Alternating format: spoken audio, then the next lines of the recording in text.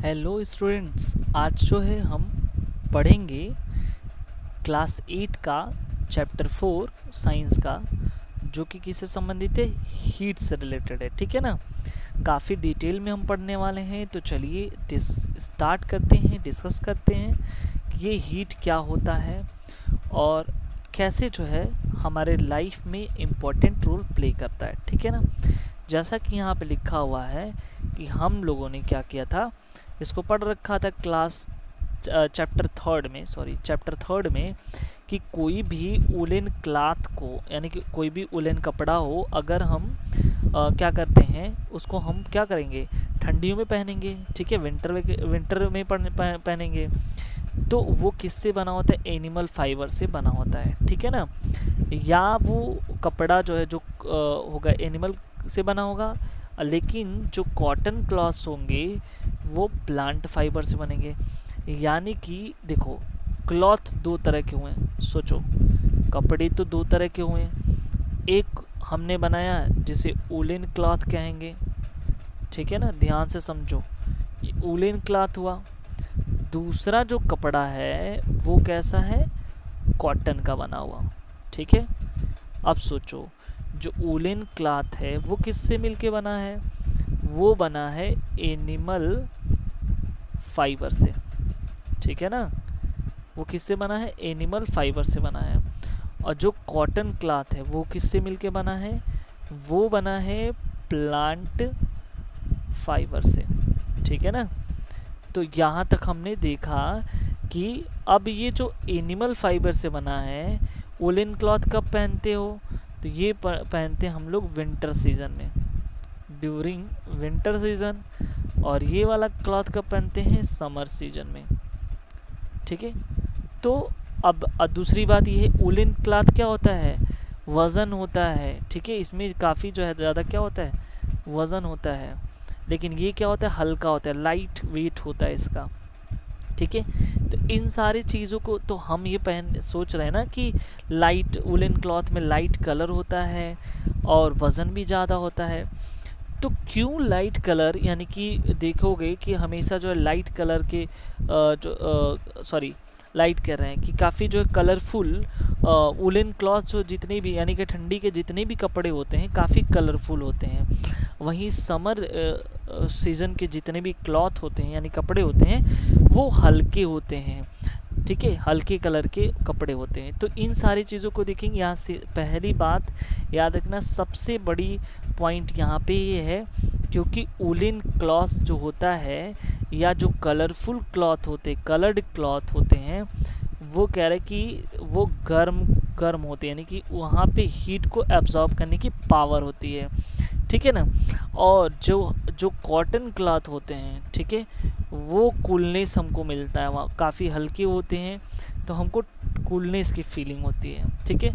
और जो woollen cloth होते हैं वो हमको गर्मी देता है। ठीक है, इसकी वजह से हम लोग ठंडियों में वुलन क्लॉथ पहनते हैं और गर्मियों में कैसे पहनते हैं, कॉटन क्लॉथ को पहनते हैं। ठीक है। तो ये चीज़ तो हम लोगों ने यहाँ सीखा कि क्या होते हैं इसमें। ठीक है। अब थोड़ा सा ये समझना आगे कि हम लोग क्या करते हैं, सपोज करो जैसे ही हम घर के अंदर जाते हैं इन विंटर, यानी कि जाड़े के टाइम में हम क्या करते हैं, ठीक है, कोल्ड फील करते हैं। और गर्मियों के टाइम में क्या करते हैं, हमारा जो है पूरी की पूरी बॉडी जो है क्या होती है, गर्म रहती है। ठीक है। तो ये फीलिंग ऑफ हॉटनेस, ठीक है, फीलिंग जो होती है, या तो हॉट लगता है या तो क्या लगता है, कूल लगता है। ठीक है। तो यही जो हॉटनेस और कूलनेस का जो कॉन्सेप्ट है, वही तो कहलाएगा ट्रांसफ़र ऑफ हीट। ठीक है। अब वो कैसे होगा, हम यहाँ एक एग्जांपल से हम समझते हैं। एग्जांपल नंबर यहाँ पे देखो, यहाँ पे क्या कर रहा है, एक जो है एकदम बिल्कुल ठंडा पानी लिया, ठीक है, और एक जो है हल्का सा गर्म पानी लिया, एक बहुत ज़्यादा खौलता हुआ पानी लिया। तो यहाँ पे तो ठीक था, हल्का था, ये ठंडा बिल्कुल था। हम तीनों में हाथ डाल करके चेक करेंगे तो वहाँ पे हमको अलग अलग सी फीलिंग आएगी। ठीक है ना, कोई ज़्यादा हॉट रहेगा, कोई ज़्यादा गर्म रहेगा। ठीक है। तो ये कहता है हीट बेसिकली क्या है। ठीक है, हीट जो है एक प्रकार का टेम्परेचर होता है, ठीक है, जो एक बॉडी से, ठीक है, एक बॉडी से दूसरे बॉडी तक क्या होती है, ट्रांसफ़र होती है। सोचो हमारी बॉडी टेम्परेचर जो होता है, एक नॉर्मल जो ह्यूमन बॉडी टेम्परेचर होता है, ह्यूमन बॉडी टेम्परेचर वो कितना होता है, वो सेल्सियस में 37 डिग्री सेल्सियस होता है।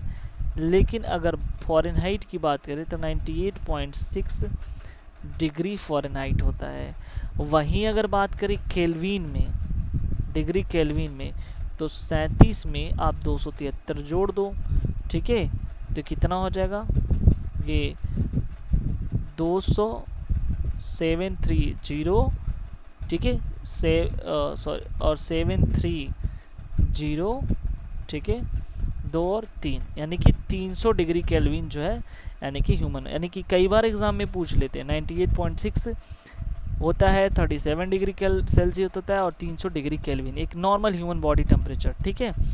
जब क्या होगा, सोचो यहाँ पे ये एक बंदा है, यहाँ पे एक लड़का है, ठीक है, सोचो इसका बॉडी टेम्परेचर कितना है, इसका बॉडी टेम्परेचर जो है नॉर्मल 37 डिग्री सेल्सियस है, ठीक है।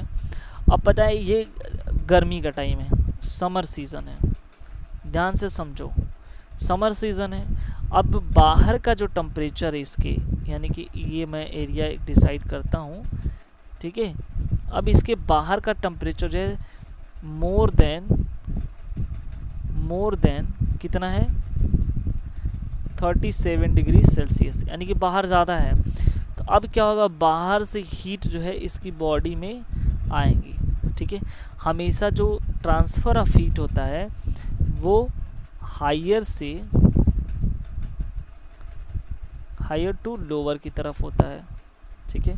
तो बाहर ज़्यादा है तो सारा का सारा हीट किधर होगा, ट्रांसफ़र इसकी बॉडी में होगा, और इसको क्या होने लगेगा, होने लगेगी गर्मी, ठीक है। इसको फीलिंग होगी किसकी, हॉटनेस की, ठीक है। तो यहाँ पे हम देख रहे हैं कि ट्रांसफ़र ऑफ हीट हो रहा है। वहीं दूसरी साइड अगर हम देखें तो यहाँ पे एक होगा, ठीक है, यहाँ पे के मान लो एक और दूसरा केस ले लेते हैं, ठीक है, यहाँ पे एक ये केस है, यहाँ पे कि इसका भी एरिया डिसाइडेड है, ठीक है।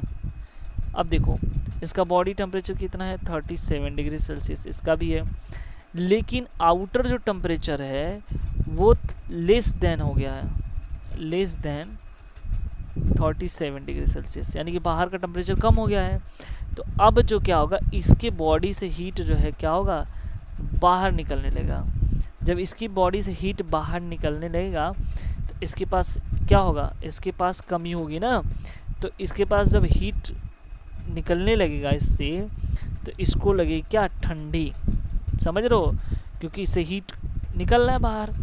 इसलिए लोग क्या करते हैं, ठंड से बचने के लिए, ठीक है, स्वेटर पहनते हैं, ठीक है, मजबूत सा स्वेटर, कोट, और वो भी कलरफुल, ठीक है, क्योंकि हीट जो है ताकि कम हो, इसलिए ठंडियों में, क्योंकि ट्रांसफ़र ऑफ हीट यहाँ पे देखने को मिल रहा है, ठीक है।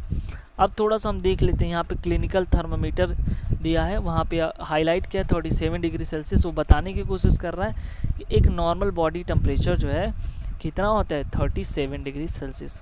अब देखो मेज़रमेंट का यहाँ पे देकर रखा है कि मेजरिंग ऑफ टेम्परेचर, तो क्लिनिकल एक थर्मामीटर हुआ, ये तो हमने देख लिया, ठीक है। उसमें क्या होता है, Hg मेटल इस्तेमाल होता है, क्लिनिकल थर्मामीटर में कौन सा मेटल इस्तेमाल होता है, Hg मेटल उसमें इस्तेमाल होता है, तो याद रखना।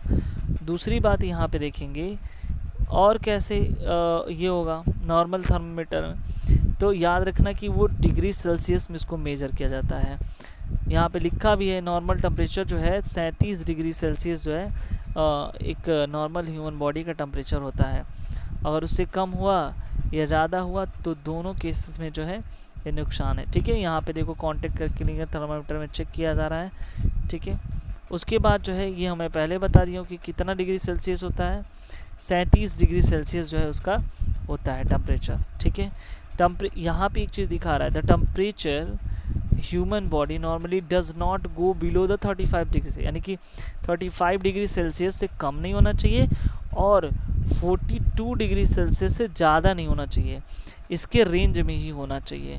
अगर इसके रेंज में है तो ठीक है, वरना हो जाएगी गड़बड़ी। ठीक है ना, तो क्या होगा वहाँ पे कि दिक्कत होने लगी, उससे ज़्यादा होगा तो बुखार होने लगेगा, कम होगा तो फिर बॉडी टेम्परेचर जो है कम होगा तो और दिक्कत हो जाएगी। ठीक है, लैब थर्मामीटर जो लैब में टेस्ट किया जाता है उसे लैब थर्मामीटर कहते हैं। ठीक है, वो कैसे थर्मामीटर होता है, वो इस टाइप का होता है। ठीक है ना, इस पे जो है नॉर्मली जो है डिफरेंट टाइप का थर्मामीटर है, डिफरेंट अलग अलग थर्मामीटर होते हैं, अलग अलग पर्पज़ के लिए यूज़ किया जाता है। लैब थर्मामीटर में क्या होता है, -10 डिग्री सेल्सियस से लेकर के 110 डिग्री सेल्सियस तक होता है, ये चीज़ दिमाग में रखना। ठीक है, और नेक्स्ट देखते हैं, देखो यहाँ पे मेज़र कर रहा है इस जगह पे टेम्परेचर को। ठीक है, तो याद रखना इसका जो एरिया होता है -10 से लेकर के 110 डिग्री सेल्सियस तक इसको हम यूज़ करते हैं। देखिए ये बता रहा है कि नॉर्मली किस तरह से क्लिनिकल थर्मामीटर में यूज़ करते थे। हाँ, तो वहाँ पे जो है पहले जो है माउथ में इसको why does the mercury not fall or rise the clinical thermometer when taken the mouth, ये बता रहा है कि क्यों ऐसा होता है। अगर मान लो कि वो जो है मरकरी जो है क्या होता है ऊपर की तरफ उठने लगी। मरकरी जो है जब हम हमारा टेम्परेचर बढ़, चूँकि बहुत ही हल्का मेटल होता है तो राइज होने लगता है, लेकिन वही दूसरे केस में वो पूछ रहे क्यों नीचे नहीं आता है। Observe a clinical thermometer again near the bulb, the use of kink, यहाँ पे जो पतला सा होगा वो मरकरी होगी, वो ऊपर की तरफ उठेगी। ये है आपका कैसा थर्मामीटर, ये जो है डिजिटल थर्मामीटर है। ठीक है, याद रखना। अब देखो यहाँ पे एक चीज़ हमको सीखना है, transfer of heat. Transfer of heat जो है, ठीक है, 3 तरह के होते हैं। एक तो होता है बाई कंडक्शन,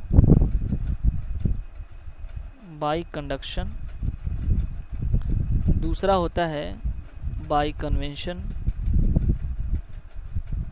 और तीसरा होता है बाई रेडिएशन।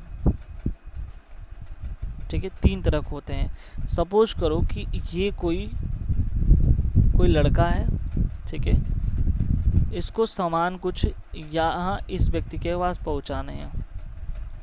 ठीक है, इसको कुछ सामान जो है इसको पास पहुँचाने हैं, तो पहला कंडीशन ये हो सकता है कि इसके पास चल कर जाए और इसको सामान दे दे।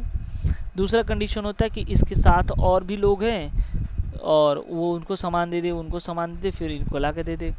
और तीसरा कंडीशन होता है कि वो ये जो डायरेक्ट इसी को फेंक दें। ठीक है, 3 कंडीशन होते हैं। तो अगर हीट का ट्रांसफ़र इलेक्ट्रॉनों के मोशन से होता है, मूवमेंट ऑफ इलेक्ट्रॉन्स के, तो बाई कंडक्शन होता है। जैसे एग्जांपल यहाँ पे देख रखा है, अगर एक हैंडल एक साइड गर्म कर रहे हैं तो दूसरा साइड ऑटोमेटिक गर्म हो जाता है, ये जो है बाई कंडक्शन हुआ। और अगर एक के बाद कोई दूसरा मॉलिक्यूल को हीट मिलता है, वो उसको देता है, वो बाई कन्वेक्शन है। और जो सन रेडिएशन होता है वो बाई रेडिएशन से हीट का ट्रांसफ़र होता है। ठीक है, तो ये जो है कुछ चीज़ें थी। उसके बाद हम देख लेते हैं कि यहाँ पे जो है कंडक्टर या इंसुलेटर क्या होता है, तो जिसमें इलेक्ट्रिसिटी फ़्लो कर जाए। ठीक है, जिसमें इलेक्ट्रिसिटी फ़्लो कर जाए वो क्या होगा, कंडक्टर होगा। ठीक है, और जिसमें इलेक्ट्रिसिटी नहीं फ़्लो करती वो उसे इंसुलेटर कहते हैं या नॉन कंडक्टर कहते हैं। ठीक है, तो बाकी की चीज़ें जो है हम नेक्स्ट वीडियो में डिस्कस करेंगे। अब तक के लिए इतना ही। Thank you so much.